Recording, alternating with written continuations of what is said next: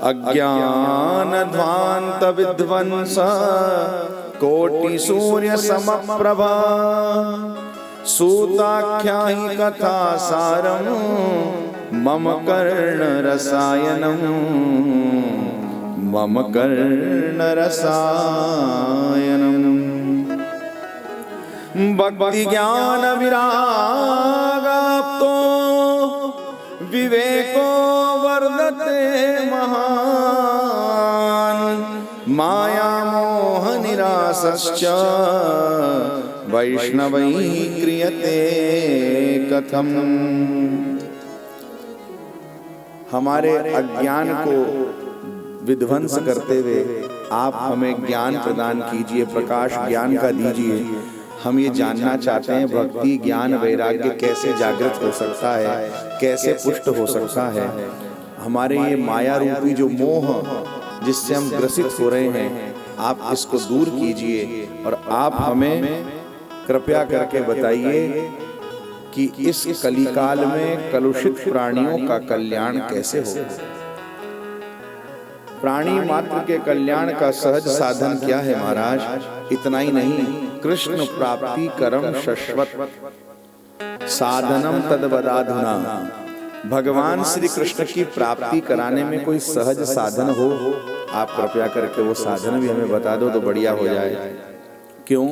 क्योंकि आपके ऊपर आपके गुरुदेव की बड़ी कृपा है।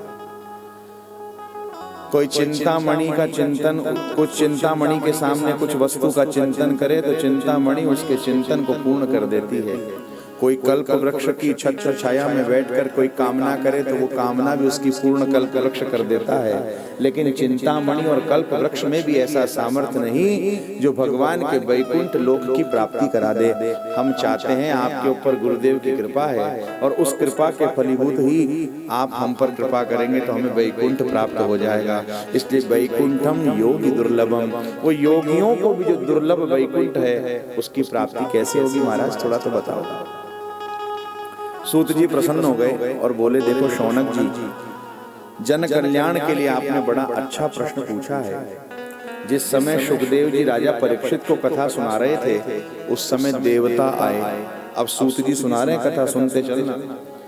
और देवताओं ने आकर के सुखदेव महामुनि के चरणों में प्रणाम किया और कहा, महाराज ये स्वर्ग सुधा लेकर के आए हैं हम आपके पास, यानी स्वर्ग का अमृत। सुधा यानी अमृत। आप ये कथा सुधा हमें प्रदान कर दो और इस परीक्षित को ये स्वर्ग सुधा पिला दो, ये स्वर्ग चला जाएगा। सुखदेव जी महाराज देवताओं को डांट करके फटकार करके वहां से भेज दिए। तुम परस्पर सौदेबाजी करने आए हो और फिर सौदा भी कर रहे हो तो विनिमय बराबर की वस्तुओं का श्रेष्ठ होता है। जितने की वस्तु आपकी उतने की वस्तु हमारी, बराबर की वस्तु से तो विनिमय होगा।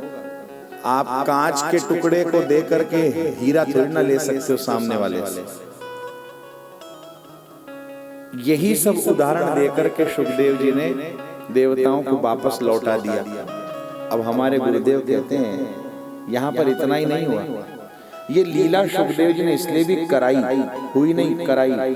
देवताओं को बुलवाया और परीक्षित की परीक्षा ली कि श्रोता पक्का है कि नहीं, कहीं इसको ये तो नहीं कि इसको लोभ आ जाए, लालच आ जाए कि लो अपने तो स्वर्ग का अमृत पी लो। और आप फिर खुद ही सोचो, इतने दुर्लभ परिश्रम के बाद में अमृत मिला देवताओं को। कितना तो समुद्र मंथन उद्योग हुआ, कितना झमेला हो गया देवासुर संग्राम का। उसके बाद भगवान को मोहिनी अवतार लेना पड़ गया, तब जाकर के वो अमृत देवताओं को पीने को मिला। इतने झंझट के बाद कोई वस्तु मिली हो उसको सहजता से कौन दे देता है भाई? जो बहुत परिश्रम करने के बाद आपको अर्जित हुआ है, मिला है ना, आप उसको आसानी से किसी को दोगे नहीं? बताओ दे दोगे क्या? अरे महाराज बहुत मेहनत करके हमने इसको पाया, ऐसे कैसे दे दें? लेकिन देवता कह रहे हैं आते ही लो ये अमृत ले लो और कथा अमृत हमें दे दो। सुखदेव जी ने यहाँ परीक्षा ली परीक्षित जी कि श्रोता पक्का है कि नहीं, जिसको इतना दिव्य परमहंसों की संहिता हम सुनाने जा रहे हैं। क्या वो इसके योग्य भी है कि नहीं? इसीलिए देवताओं से ऐसा कार्य कराया।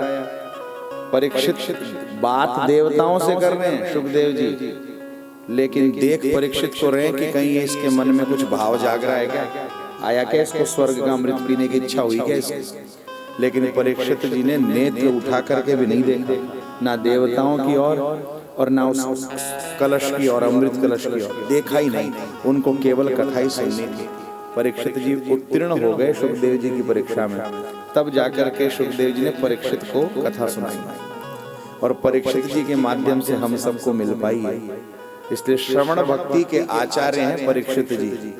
सुनना कैसे चाहिए ये 7 दिन में आप परीक्षित जी से सीख सकते हैं, कितने सावधान होकर के। और देखो बंधुओं, ये भागवत की कथा है, कोई सामान्य कोई कथा नहीं है, कोई ऐसी बात नहीं है जो अभी हो जाए फिर हो जाए। भागवत की कथा अनेक अनेक जन्मों के पुरुषार्थ पुण्य एकत्रित होते हैं, तब कोई सुन पाता है, तब कोई ऐसा सत्संग लाभ ले पाता है। इतना ही नहीं, ये भागवत की कथा 3 पीढ़ी के लिए होती है। एक वो पीढ़ी जो जा चुकी है उनके निमित्त कथा होती है, एक वो पीढ़ी जो वर्तमान में उपस्थित होकर के सुन रही होती है, जो अपने कल्याण का रास्ता ढूंढती है, और एक वो पीढ़ी अगली वाली जो सुनने वाला अपने घर जाकर के अपने बच्चियों को सुनाता है, सिखाता है, समझाता है। 3 पीढ़ी के लिए हो गई कथा। इसलिए इस कथा को बहुत सावधानी से सुनना, कहीं चूक ना हो जाए। पूर्वजों के लिए इसीलिए ये तर्पण है, प्रभु के चरणों में अर्पण है। और जब जीव श्रद्धा पूर्वक सुनकर के अर्पण करता है तो वही परमात्मा को समर्पण है। जीव अपने आप को समर्पित करता है, भगवान को अर्पित करता है और पूर्वजों को तर्पित करता है, तर्पण करता है। इसलिए कथा बहुत सावधानी सुनने की। इसके अक्षर अक्षर में श्री कृष्ण की शामिलता छुपी हुई है, तो कहीं चूक ना हो जाए, इसलिए मैं आपको सावधान कर रहा हूं। क्योंकि जिनके निमित्त कथा होती है वो सब भी वहीं उपस्थित होते हैं, आके बैठते हैं, सुनते हैं ध्यान से, तो कहीं अपने से चूक ना हो जाए और कहीं अपने से ऐसी बात चूक ना जाए कि अपन अपने कल्याण की बात भूल जाए। कथाएं सुनने से जीवन परिवर्तित हो जाता है बंधुओं, कथा सुनने से जीवन बदल जाता है।